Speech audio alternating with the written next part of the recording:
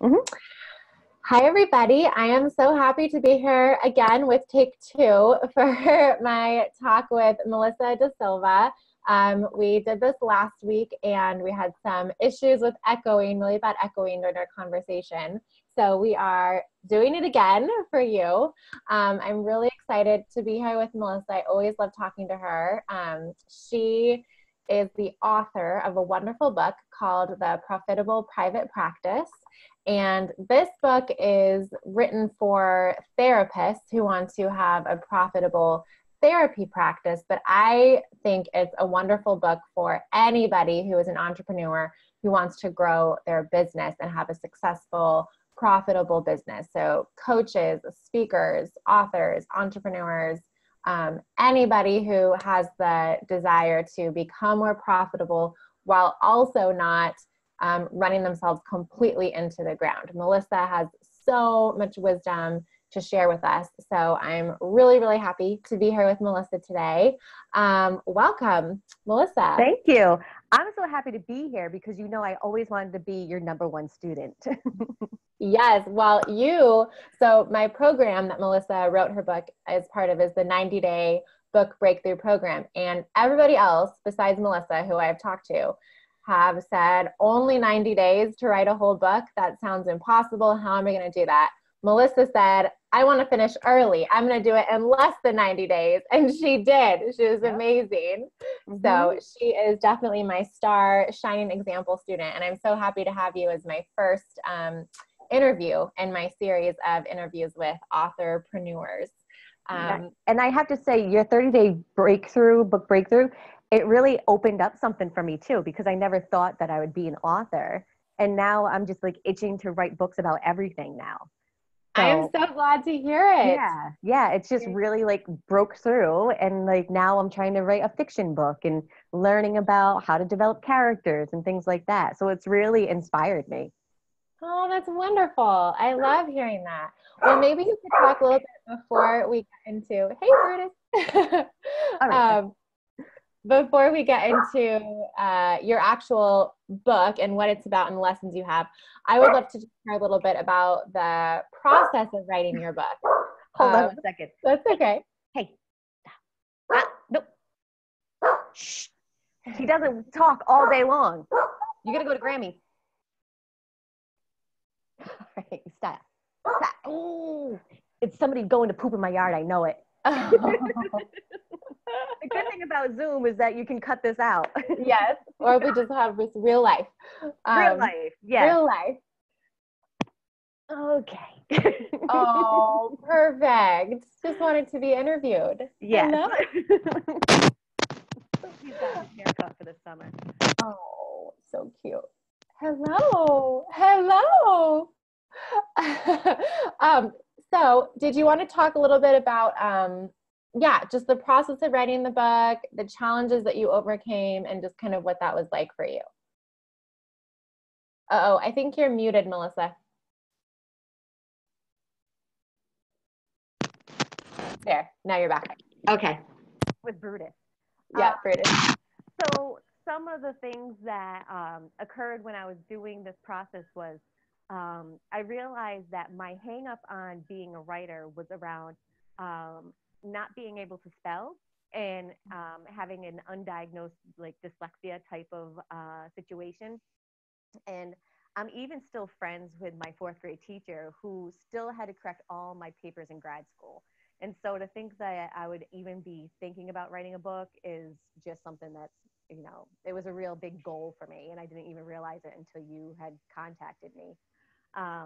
And so just kind of getting over the fear of like saying something wrong or things being out of order or just things not being spelt right. And I ended up almost writing the book twice because I did it once by hand and then typed it the second time. So that it took a little bit longer, but it also helped me edit it as I went along too.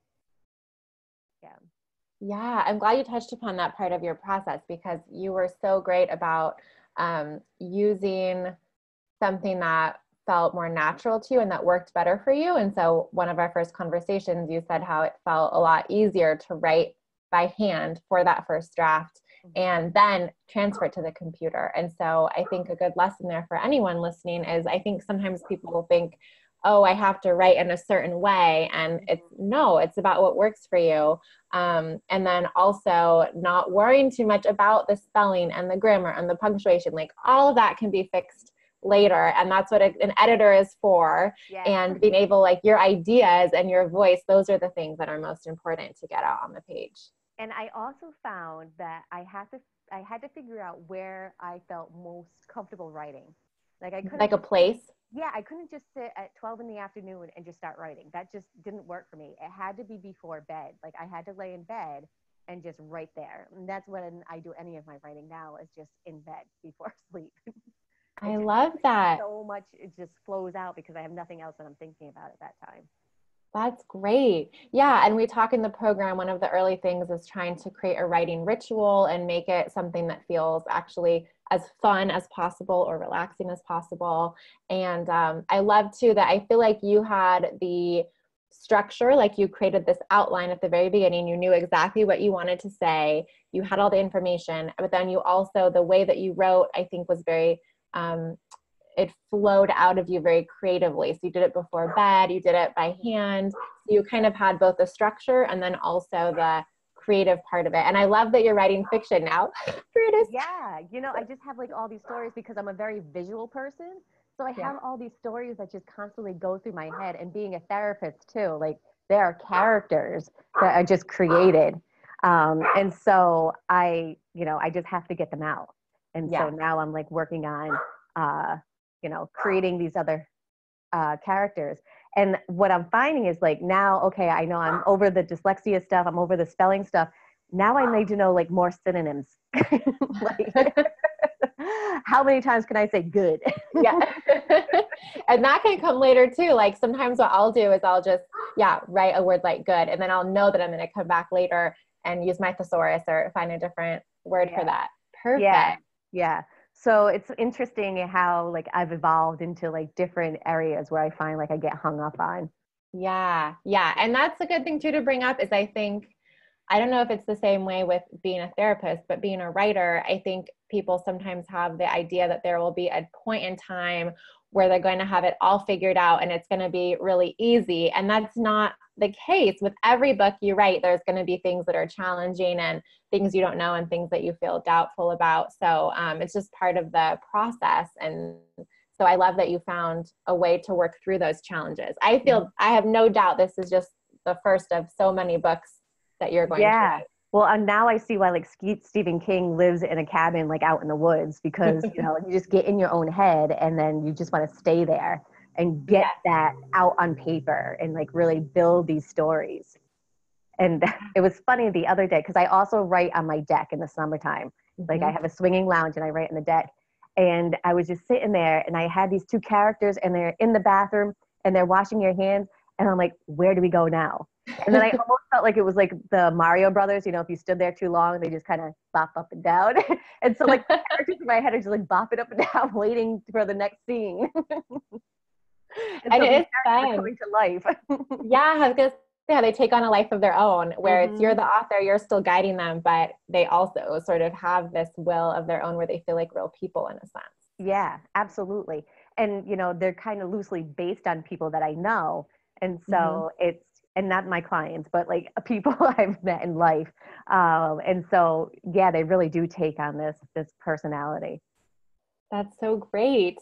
Well, maybe you can talk a little bit about your first book, your nonfiction book, The Profitable Private Practice, and maybe give listeners a little sneak peek about the book, about what they can expect when they buy your book. So I want everyone to know it's available on Amazon and also on Melissa's website, which I'll make sure to put a link, melissadasilva.com. But I would love for everybody to order her book. It's such a wealth of information. But what's your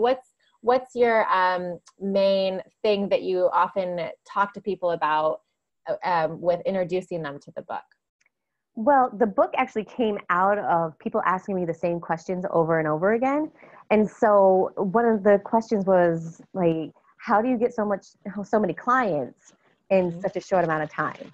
And it was a combination of different things. It's networking, social media, website, search engine optimization, and like all those together. So it's almost like, how do you create a business that's getting a lot of clients in it? Yeah. And so it touches on each part of those areas of how to get those clients in, and then what to do with them once you get them. Yeah, which is a big part too. It's not just Mm-hmm. getting them through the door the first time. Yes. Maybe we should give a little, I want to give a little plug to everybody. So Melissa grew her business, if I had this correctly, to over 100K in only 3 years. Is that right? Mm-hmm. Actually, in almost 2 years. Yeah. So 2 this years. is our 4th year. So last year, we got up to almost 500,000. Oh my And goodness. I think we've already hit that this year. So Congratulations. I'm hoping that we do hit the $1 million mark. And that's That's unheard of for a therapist practice. Yeah. And so Melissa, she practices what she preaches. She knows her stuff. And one thing I love about you too, Melissa, is I feel like you are so generous with wanting to share your information. I think some people, they figure out a winning formula and it's like they want to hide it to themselves. But you share what you have done, exactly the steps that you took to get to where you are. And if anyone is able to, if they just actually listen to you and follow the steps you outline, and let me say, it's not easy. I mean, Melissa worked hard to get where she is, and she gives so many tips and information. But if you actually take the time to use her strategies and follow what she does, you're going to be so successful. I've learned so much from you, like as far as networking. I think of myself as an introvert, but your chapters about marketing and networking really helped me, I guess, access a different part of myself when I go to events like that. And even just thinking about how I want to like brand myself or brand my business. There's so much information in your book that I think is helpful to everybody. Yeah, and I think like a lot of entrepreneurs tend to be like an introvert, but we have to put on this show when we go out into the community. Like we need to put on this show to get people to, come to our businesses. But there's different ways of doing it, like wearing a shirt that draws attention to you or your business. Like I have a shirt that I wear that says self-care is sexy.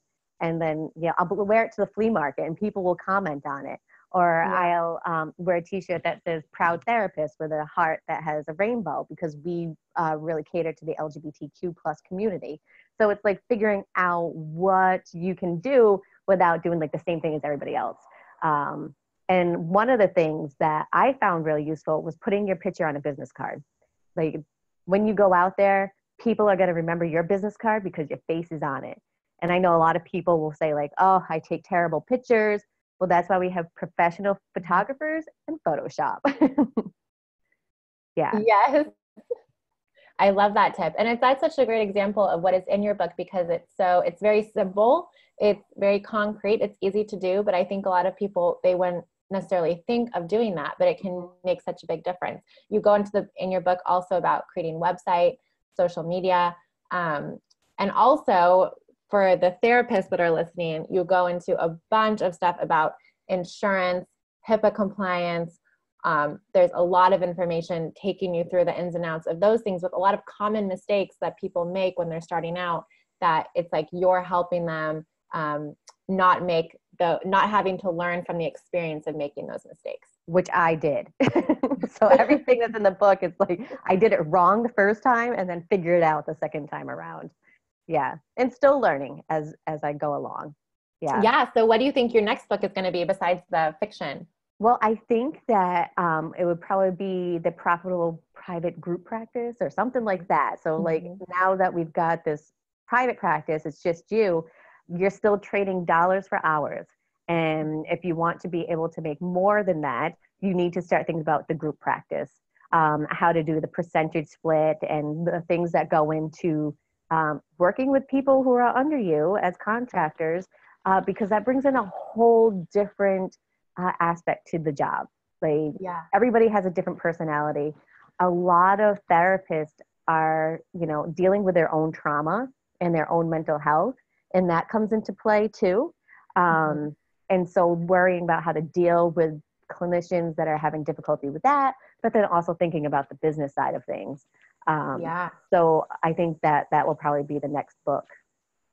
I'm excited for that one too. That sounds like it's just the next step in your whole series, your profitable practice series. Yes, yes. Yeah, it's been really fun. And the other thing that I was sure to do to put in the book was linked back to my website. And I think that's important for a lot of people who are using like a book for business, is that yes, the book is going to be $18, but you want to make sure that book is being used as a funnel back to something else that might be something more expensive or like an upsell. And I think that's really important, which is one of the great things about self-publishing. You can change it if things change. Yeah, exactly. Yeah. So how do you feel like your book has helped you make some more connections, reached out to people that you admire, grown your business in any way so far? I know the book hasn't been out for too long yet, but can you tell us a little bit about how that has shifted your business, your perception of yourself, any of those things? Well, I think that in the business, knowing that your therapist has written a book really doesn't do much for me, like in the private practice world, but in the outside world, so like with coaching and speaking opportunities and things like that, yeah, I think that it has. If you Google my name, like there's a bunch of photos of me coming up. So it's really made like my presence known on Google. There's another Melissa DaSilva too that does real estate, I think, but she has a space between the A and the S. You're the primary Melissa. Yes. And I own the domain. So I'm, which is another important thing, is to purchase your domain. You know, that was another thing that we talked about, was purchasing the profitableprivatepracticebook.com and thinking about that. And then always purchasing your name. Do you own your name? I do not. I do not own my name. Mine is dallaswoodburnauthor.com. Okay. All right. I was a little bit late to the game. Yeah. Well, mine was already purchased, but I bought it off somebody who had purchased it. Oh, so I could always try doing that. Yeah. Mine was like $450, which is kind of cheap compared to some other ones. I mean, some people pay thousands of dollars to get their name domain. Yeah. Well, and it's going to be worth it as you continue to grow and expand your business. It seems like that's money well spent. Yeah, because it goes with branding too. Like I'm the person. So, you know, if you Google me, it's going to be easier if my name is in a domain to, you know, bring me up. So yeah, I would say that it has boosted my confidence a little bit, but there's always this feeling of imposter syndrome too. You still have that? We talked about that a lot. Yeah. Oh yeah, absolutely. Yep. So, but it's something, you know, as a therapist, you work through. Yeah. I mean, even in the office when I'm with a client, I'm like, who the hell do I think I am? Well, you're amazing. I mean, I think to know that you feel that, because you always seem so confident to me and you obviously know your stuff. I had the pleasure of getting to read through your book as you were writing it, and I was just so blown away by your wealth of knowledge. And I should say, not only is Melissa's book very full of information, it also is so fun to read. Melissa has this, I'm sure you can tell from our conversation, but she has this delightful sense of humor that is woven throughout the book, including Brutus is in there, makes an appearance. And to me, that's also what makes your book so wonderful, is that it is relatable. It's fun to read and easy to read. It's not this like dry, business book that people have a hard time actually getting through. So to me, that is a real big benefit of your voice and your writing style, is your relatability, vulnerability, and just how you are yourself. And also that comes through in your book trailer that you made. Did you want to talk any about making that? So I have to say, the book trailer was something like, it meant more than just a trailer, because at my office, I started off as a school social worker in a small charter school. And I always felt like I was back in high school when I was working there. And there were kids that graduated like a year before I left the school. Well, now I have one of those students working for me. Oh, that's so great. Yeah. And so, she kind of like lost her way after school and like really felt bad about that. But I think with like, she produced the trailer, she created the music for the trailer, she edited the trailer, and the trailer, I think, really like reignited the spark in her, because when you watch Wow. it, you can really see like, we enjoy doing this. Yeah. She got to use a lot of her skills that she got in high school, and just really realized like, yeah, she is good. And I always told her like, you were the cool kid that didn't even realize you were cool, and the kid that I wanted to grow up to be. Oh, I love that. Well, it is such a professional and wonderful trailer. I love your book trailer. And she sings the music too, so she's Oh, wow. playing I the didn't know guitar. that. Yeah, yep, she's playing the guitar and singing it at the same time. And Yeah, so where can people watch your trailer if they're listening and they want to see it? Is it on YouTube? it's on YouTube, but it's also on the profitableprivatepracticebook.com. Perfect. Yeah. Great. And so that's another website we should mention where you can order the book as well. Mm-hmm. Um, Yeah. and what about, Melissa, if people are interested in learning more about your other services, like your coaching services, or I know you have your podcast that you do, where can people find those resources? That will all be on melissadasilva.com. Great. Yeah, Great. and the podcast, I have two podcasts. One is Chit Chat with a Therapist, where I interview members of anywhere that actually has information that would be important to therapists. So it could be somebody who's talking about retirement and somebody who's talking about polyamory. So it's like a wide range of different people. And then the other podcast that I have about 35 episodes on is Pride Connections. And that is me interviewing members of the LGBTQ plus community who are changing the world. And that was really fun because I really got to know a lot of different people in the community. That is wonderful. Yeah. Yeah. The podcasting world is really, really fun and interesting. Hard work. Again, my assistant who did the trailer also does the editing for the podcast too. Video And and audio. and that's important too that you write about in the book. It's about building your team around you to help you grow your business. It's something that I'm working on now, but the idea that you can't just do everything yourself, Yes. but trying to get a wide range of people to help you. And I'm even trademarking the term lady sitter, because that's pretty much what my assistants do for me is they babysit me. And so I have them with t-shirts that say proud lady sitter. And that's a whole other business you have too, right? Was helping people find their lady sitters. Yep. And I want to get a shirt that says, does my lady sitter know where I am? That's so good. Well, you've heard it here. I love that term. You've heard it here first. Yeah.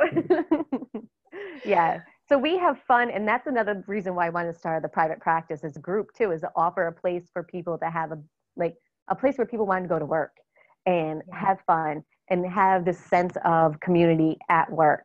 And the clinicians that I have, we have 18 now, and I would say there's 18 different personalities.